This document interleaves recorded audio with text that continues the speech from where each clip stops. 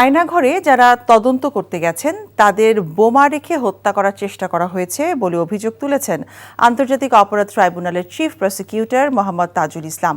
দুপুরে আন্তর্জাতিক অপরাধ ট্রাইব্যুনালে শুনানি শেষে সাংবাদিকদের কথা বলেন তিনি। তামজিদ সুমনের রিপোর্ট। বান্ডেল থাকলে প্রতি সেনমানিতে টাকা বাঁচবে। বিকাশ সেনমানি বান্ডেল কিনে জিতুন প্রতি লেনদেনে। জুলাই আগস্ট গণহত্যার ঘটনায় দুটি মামলায় আন্তর্জাতিক অপরাধ ট্রাইব্যুনালে হাজির করা হয় এসি তানজিল ও ওসি আবুল হাসানকে। পরে তাদেরকে ফার্মগেটের নাফিজ হত্যা ও যাত্রাবাড়িতে গণহত্যায় গ্রেপ্তার দেখানো হয়।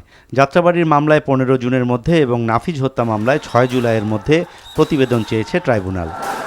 পরে সাংবাদিকদের কাছে আশা প্রকাশ করে চিফ প্রসিকিউটর তাজুল ইসলাম বলেন, চলতি মাসেই অন্তত দুটি মামলার ফরমাল চার্জ দাখিল করা যেতে পারে। 3টা মামলার চার্জশিটের ড্রাফট আমরা পেয়ে গেছি।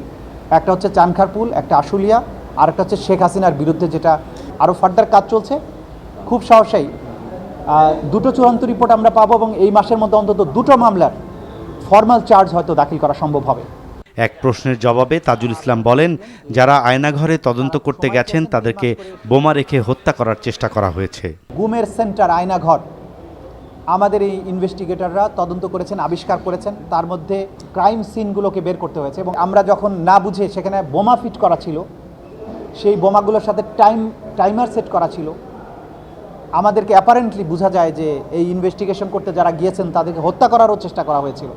চিফ প্রসিকিউটর বলেন, বিভিন্ন জটিলতার মধ্য দিয়ে তদন্ত কাজগুলো এগিয়ে নিতে হয়েছে। প্রতিদিনের অগ্রগতি জনসম্মুখে আনা হয়নি বলেই অনেকে ভাবতে পারেন তদন্ত কাজে অগ্রগতি হয়নি। Tamjid Suman, NTV news, Dhaka. Bundle থাকলে প্রতি সেনমানিতে টাকা বাঁচবে। বিকাশ সেনমানি বান্ডেল কিনে জিতুন প্রতি লেনদেনে।